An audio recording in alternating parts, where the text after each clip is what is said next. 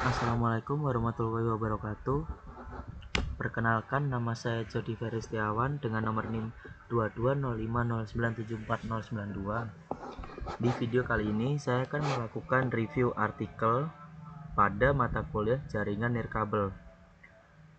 Review artikel yang pertama berjudul Exclusive and Controller 5G Network for Development of Connected and Automated Vehicle Technologies. Yang pertama, di latar belakang. Yang pertama, sensor dan kamera kendaraan hanya mampu memproses informasi di lingkungan langsung atau line of sight. Yang kedua, untuk meningkatkan efisiensi lalu lintas dan keselamatan, digunakan Cooperative Intelligent Transportation System atau CITS yang berbasis pertukaran data antar kendaraan melalui jaringan nirkabel. Dan yang terakhir, pengujian sistem kooperatif lebih kompleks dibanding sistem tradisional karena melibatkan interaksi dengan kendaraan lain, pejalan kaki, dan infrastruktur jaringan. Yang kedua, standar dan teknologi. Yang pertama, Cellular Vehicle to Everything atau bisa disingkat CV2X 3GPP Release 14 memperluas LTE untuk komunikasi langsung antar kendaraan.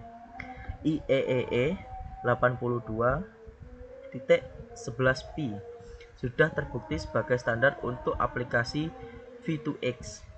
Perkembangan menuju kendaraan otonom menuntut pengujian ekstensif dengan standar baru. Keterbatasan jaringan komersial. Jaringan seluler komersial tidak cocok untuk pengujian karena kapasitas, cakupan, dan ketersediaan tidak dapat dikontrol.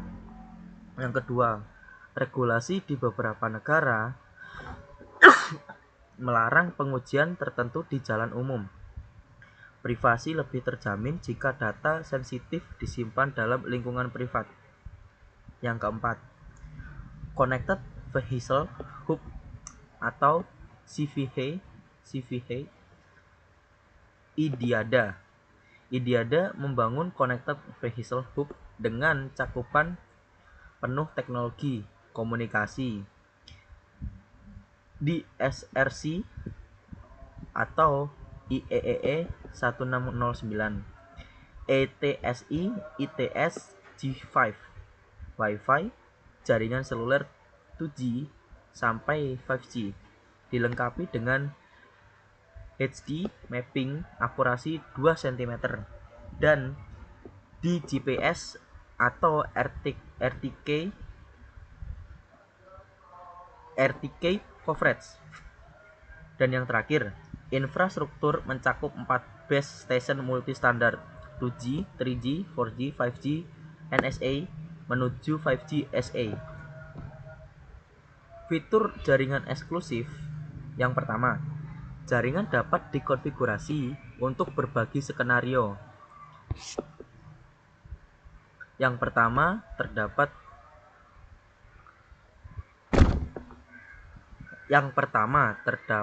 carrier aggregation 4G plus 5G. Yang kedua, modifikasi konfigurasi MIMO. Yang ketiga, reduksi daya untuk simulasi cakupan buruk. Dan yang terakhir, force handover antar teknologi, misalnya dari 5G ke 2G. Dan yang terakhir, kolaborasi dengan Orange Spain, memungkinkan penggunaan frekuensi komersial. Yang keenam, validasi ekosistem 5G digunakan dalam proyek Eropa seperti C-Mobile,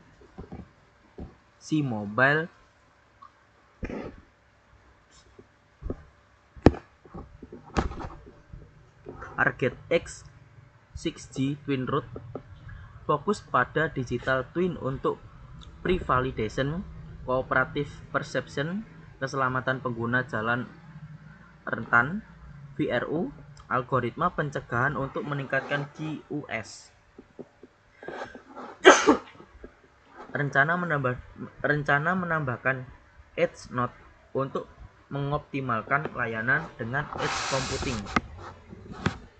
Dan yang terakhir, kesimpulan atau langkah lanjut.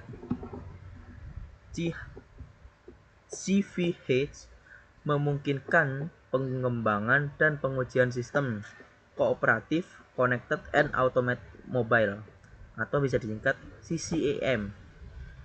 Prioritas utama transisi ke 5G SA untuk mendukung aplikasi baru kendaraan otonom. Dan yang terakhir, infrastruktur akan terus dikembangkan agar mendekati karakteristik jaringan publik sehingga hasil pengujian relevan untuk implementasi komersial.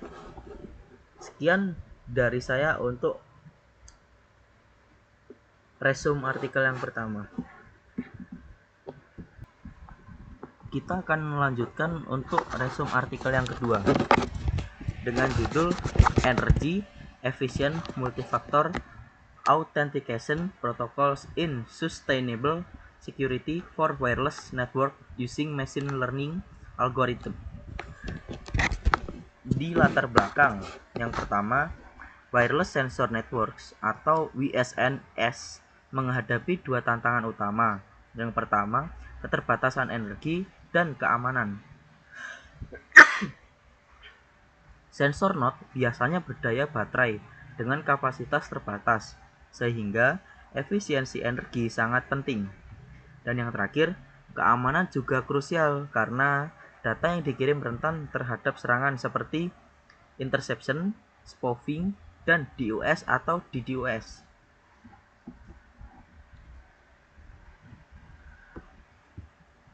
Kita masuk ke tujuan penelitian. Yang pertama, mengusulkan metode baru untuk analisis keamanan dan efisiensi energi pada WSN menggunakan protokol autentikasi multifaktor berbasis kriptografi ringan untuk keamanan.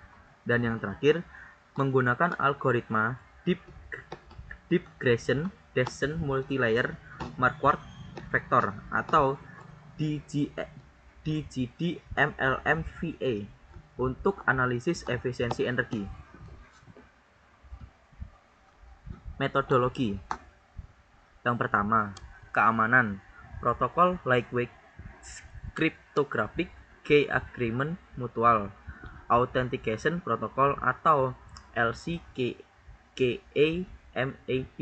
digunakan untuk autentikasi mutual antar pengguna, gateway, dan sensor node. Yang kedua, efisiensi energi.